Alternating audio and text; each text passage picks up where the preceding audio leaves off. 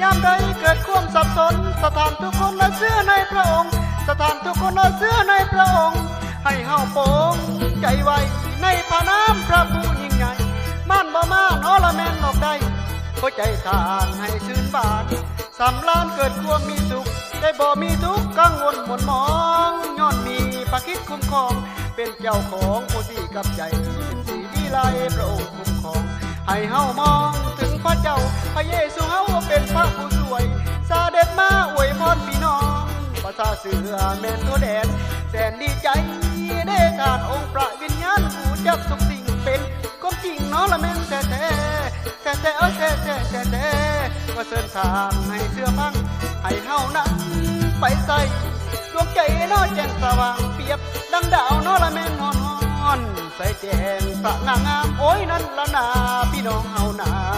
ละนาพี่น้องเฮานาเจ้ากันขึ้นมากันเด้อเจ้ากลับขึ้นมาเจ้ากันเด้อเจ้ากันเด้อ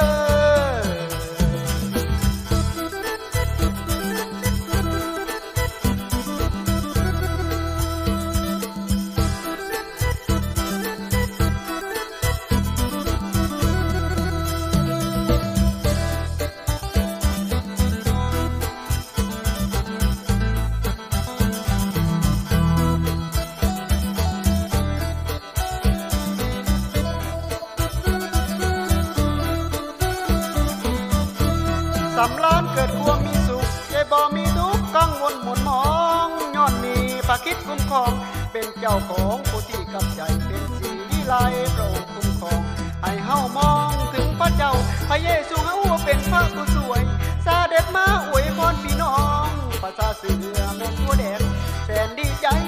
ได้ทานองค์พระวิญญาณหูจับทุกสิ่งเป็นความจริงน้อละแม่นแท้ว่าเส้นทางให้เสื้อพังให้เฮานำไปใส่ดวงใจน้อแจ้งสว่างเปรียบดังดาวน้อละแม่นฮอนใส่แจ้งสะงามโอ้ยนั่นละนาพี่น้องเฮานาละนาพี่น้องเฮานาเจ้ากลับขึ้นมากันเด้อเจ้ากลับขึ้นมาเจ้ากันเด้อเจ้ากันเด้อ